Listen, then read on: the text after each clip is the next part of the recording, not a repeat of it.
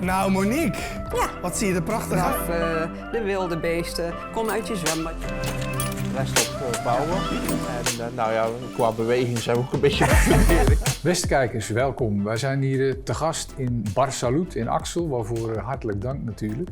En ik ga in gesprek met een kustecoloog. En ja, waarom is dat belangrijk, denkt u dan? Nou, Zeeland heeft natuurlijk met de Westerschelde, of Zeeuws-Vlaanderen moet ik nu eigenlijk zeggen, Zeeuws-Vlaanderen heeft met de Westerschelde een belangrijk natuurgebied onder de hoede, maar ook een belangrijke economische ader. En de balans tussen natuur en economie, dat is best een precaire. En dan komt dan ook nog een keer bij dat onze zeespiegel aan het rijzen is. Dus het wordt eigenlijk alleen nog maar ingewikkelder. En mijn gast, die denkt daar heel actief over mee. Jim van Belzen, welkom. Ja, goeiedag. Ik introduceer je net als kustecoloog. Ja. Waar ben jij, voordat we gaan praten over wat kustecoloog is, waar werk jij als kustecoloog? Nou ja, dus aan de kust. Maar bij welke organisaties? Of doe je dat voor jezelf? Nee, ik werk voor Wageningen Marine Research en voor het Nederlands Instituut voor Zeeonderzoek. En dat zit beide in Ierseke. Maar ik ben zelf, woon ik in Sasvagent. Dus ik woon aan deze kant van de rivier. Oké. De linkeroever. Goed. Wat doet een kustecoloog? Ja, nou misschien goed om te zeggen dat ik ben officieel estuarine-ecoloog, nog een mooier woord. Oké. En dat is de ecologie van de estuaria. En een estuarium is een gebied waar zoutzeewater en rivierwater samenkomen. En daar krijg je dan brak water. Oké, waar de rivier zeg maar in de zee uitmondt. Precies. Ja. Dus dat is eigenlijk een soort van de brakwatergetijdengebieden. Dat is waar ik echt verstand van heb. En ik doe vooral veel ook onderzoek naar wat voor natuur, hoe ontstaat die natuur daar en ook hoe die natuur eventueel een rol zou kunnen spelen in onze kustbescherming. Oké, dus jij koppelt die twee dingen al aan elkaar, natuur en kustbescherming. Precies. Dat zijn twee hete aardappels, hot issues zeg maar, zeer actueel en ook zeer belangrijk. Klopt, ja. Mooi dossier dus, waar je aan werkt. Ja, ik vind het prachtig om daaraan te mogen werken, ja zeker. En ik ben Zeeuw, dus ik vind het dus voor mij echt de perfecte onderwerp om mijzelf mee verbonden te voelen. Oké. Ja. Eventjes nog naar NIOS en Wageningen Marine Research. Wat doen die organisaties? Wageningen Marine Research, dat is een mooi Engels woord voor... het lijkt alsof dat we in Wageningen zitten, maar ze zitten dus helemaal niet in Wageningen. Er zit een afdeling in Den Helder, IJmuiden en in Ierseke. En die doen onderzoek dus naar marine ecosystemen. Dus de zee, oceanen, maar ook brakwater waar wij dus in Zeeland in zitten. En het NIOS, dat is het Nederlands Instituut voor Zeeonderzoek. Dus dat zegt ook al genoeg, denk ik. Onderzoek van diepzee tot delta, zoals dat dan zo mooi wordt gezegd. En jij bent daar dan de specialist op brakwater, getijden, zeg maar. Ja. Heb je nog collega's die ook op dat terrein juist heel erg bezig zijn? Of? Ik heb wel een paar collega's die vergelijkbare dingen doen, maar ik ben wel echt de specialist op dit onderwerp. Oké, mooi. Nou, dan hebben we hier een belangrijk man aan tafel. Dat is fijn. Mm-hmm. Jij bent dit jaar betrokken geweest, want zo kwam ik je ook voor een deel op het spoor. Bij een dossier over hoe Zeeland is omgegaan met de natuurontwikkeling. De natuurontwikkeling van de Westerschelde eigenlijk. De buitendijkse natuur, de verbetering daarvan. We spraken elkaar in de zomer van ZVL in Ossenisse daar ook even over. Klopt. Maar daarna verscheen er een dossier bij Omroep Zeeland, waarin eigenlijk van alles verteld werd over wat wel en niet goed gegaan was met de aanpak van de provincie Zeeland. Kun je heel kort schetsen, wat was die aanpak van de provincie Zeeland? Ja, dus er is zeg maar zo'n 20 jaar geleden is er een natuurpakket afgesproken om herstel van zogenaamde estuarine natuur voor elkaar te krijgen in de Westerschelde. Want waarom was het eigenlijk nodig? Nou, de natuur staat flink onder druk. En dat heeft te maken eigenlijk door eeuwenlange inpolderingen. En sinds de jaren 70 ook de verdieping. Okay. Die zorgt ervoor dat er steeds de waterstroming steeds harder in en uit het gebied gaat. Maar er zijn ook andere knelpunten met waterkwaliteit en dergelijke. En toen is er begin deze eeuw is eigenlijk afgesproken om al die knelpunten die er zijn rond Westerschelde, maar ook de Zeeschelde aan de andere kant van de grens, om daar met elkaar mee aan de slag te gaan om dat te verbeteren. Okay. En toen is er een natuurpakket Westerschelde afgesproken. Daar zat 600 hectare natuurherstel in. En dat zou een startpakket zijn voor een groter pakket. Om uiteindelijk naar ongeveer rond de 3500 hectare aan natuurherstel voor elkaar te krijgen. En dat dossier waar we het nu net over hadden, dat is die eerste 600. Gaat het daarover? Dat klopt, ja. Oké. Wat ging er in jouw ogen mis met die 600 hectare? Nou ja, in mijn ogen ging er niet heel veel mis. Want dat is misschien goed om te zeggen. Hè. Dus Omroep Zeeland heeft mij benaderd om hierover in gesprek te gaan. Van ja, hoe werkt dat nou? Hoe is dat natuurpakket tot stand gekomen? Nou, daar zitten een aantal maatregelen in die langs de hele Westerschelde genomen zouden moeten worden. Uiteindelijk is daar dan keuze gemaakt om bepaalde dingen wel te doen en bepaalde dingen niet. Mm-hmm. Even concreet, want in Ossenis, waar wij toen waren... Hè? Ja, dus daar zijn bijvoorbeeld buitendijk zijn strekdammen aangelegd om natuurherstel voor elkaar te krijgen. De Hedwigepolder is natuurlijk een hele bekende. Ja, dat was de start zo'n beetje. Dat is 300 hectare. Bij het Zwinden is er ook nog een stukje op Nederlands gebied, ongeveer 10 hectare ontpolderd. Maar later is bijvoorbeeld ook Waterdune onderdeel van dat natuurpakket geworden. En daar is discussie over of dat nou wel goede natuur is die daar is ontstaan. Dus als je het zeg maar als mij als ecoloog vraagt, dan zijn daar in al die projecten heeft de natuur heeft wat meerwaarde opgeleverd. Dus de Hedwigepolder is denk ik het mooiste voorbeeld. Daar gaat het echt heel erg goed met de natuurontwikkeling. Op die strekdammen, dat was op plekken waar nu weinig natuur was. En door die aanleg van die strekdammen is het eigenlijk een beetje verbeterd. Op die plekken tussen de strekdammen. Dus daar zijn dingen goed gegaan.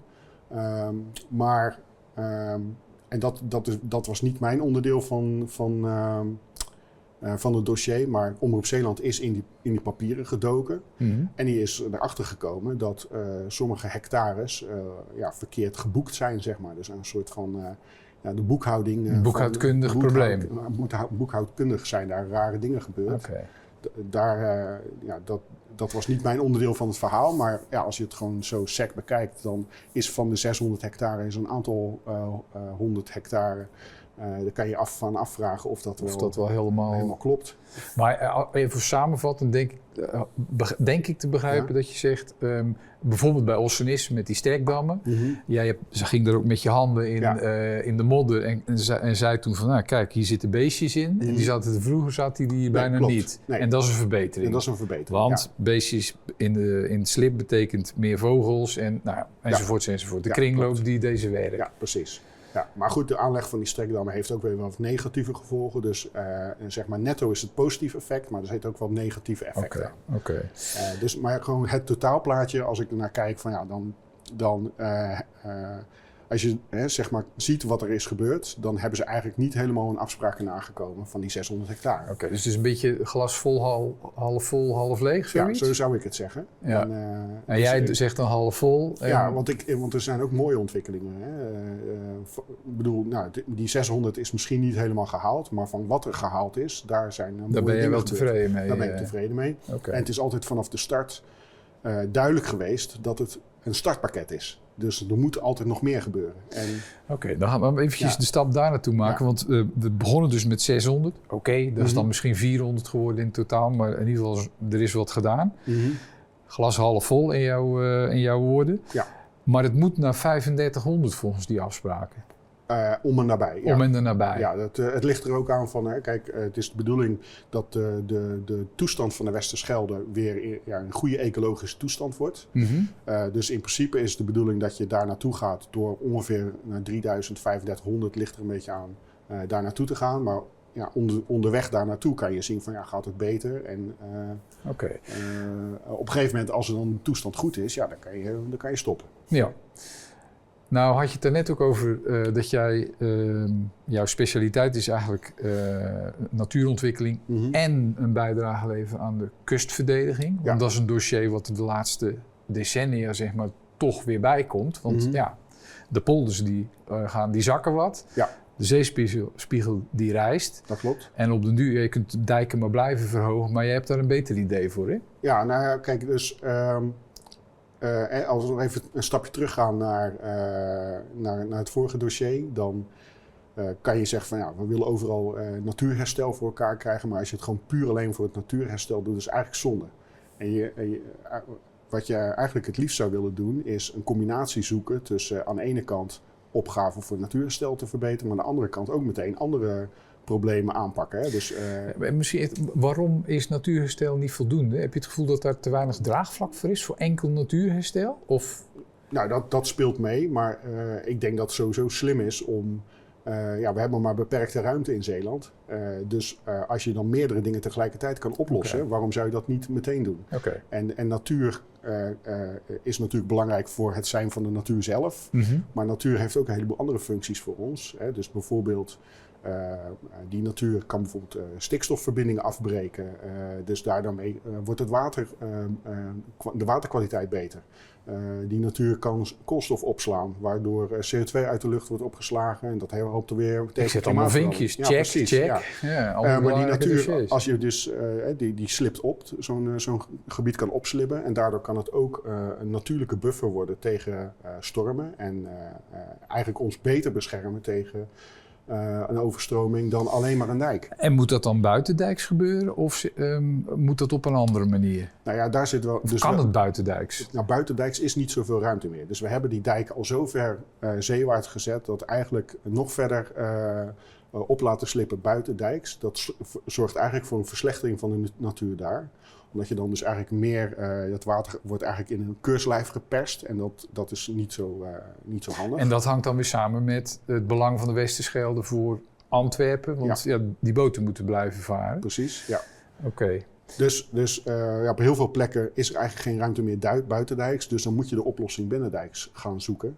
En dan kom je bijvoorbeeld op ideeën zoals wisselpolders. Wat is dat, een wisselpolder? Nou, het idee van een wisselpolder is dat je een gebied een paar decennia weer onder water zet, waardoor het een laag slib zich afzet. Mm-hmm. Dan komt de bodem hoger te liggen. En dan is eigenlijk dat deel van de dijk wordt daardoor beter beschermd. En dat wil zeggen dat als de dijk ooit mocht doorbreken op zo'n plek waar je een wisselpolder aanlegt, dat er tijdens een storm misschien wel wat water de polder instroomt. Maar omdat die bodem veel hoger ligt, komt er veel minder water de polder in. Dan heb je veel meer tijd om te evacueren.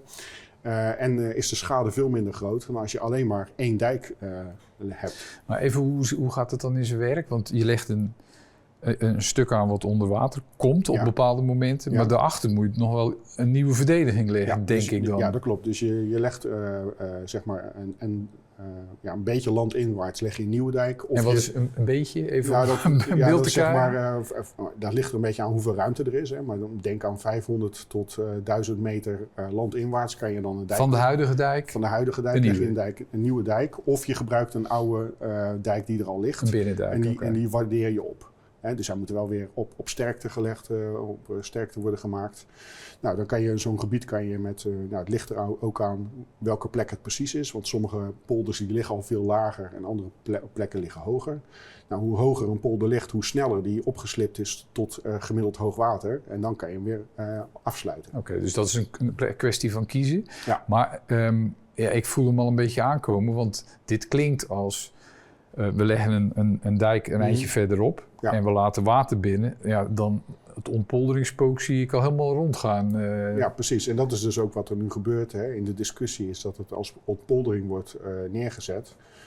Terwijl het eigenlijk het idee is om land op te waarderen in een soort van roulatiesysteem. Dus je geeft ergens een gebied tijdelijk even terug aan het water. Dan slipt zo'n gebied op, maar dan ligt het op een gegeven moment hoog genoeg. Kan je hem weer afsluiten. En dan kan je ergens anders een gebied wat weer lager ligt, kan je op die manier ook weer laten opslibben. En dan krijg je echt maar in de tijd een soort roulatiesysteem van plekken die opslibben en weer terug in productie genomen kunnen worden. En die kun je dan weer terug in productie nemen? Uiteindelijk wel, ja. En hoe lang duurt dat, zo'n proces? Nou, dat duurt...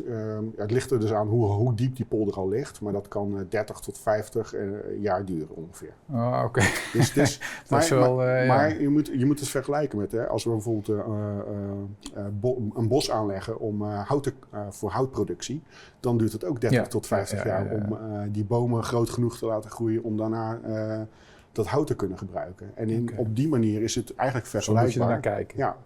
Nou even nog één want het zijn zoveel onderwerpen. Dat gaan we in één kleine uitzending niet voor elkaar krijgen. Ik hoop dat ik jou nog eens vaker mag uitnodigen om dieper in te gaan op bepaalde stukken. Nou lees ik in bepaalde dossiers ook dat eigenlijk de keuze zou moeten zijn, of is, de rigoureuze keuze, ontdieping van de Westerschelde, waarmee je dus rechtstreeks de belangen van Antwerpen zeg maar raakt. En aan de andere kant, wat jij dan noemt die wisselpolders of ontpoldering. Ontdieping, ontpoldering. Zo wordt het nu tegen elkaar gezet. Zie jij dat ook zo? Moeten we inderdaad die rigoureuze keuze maken? Ik denk niet dat die zo of het een of het ander is. Want als je echt wil ontdiepen, of verontdiepen van de Westerschelde, zou best een oplossing kunnen zijn voor de problemen als het gaat om natuur, maar ook voor de waterveiligheid.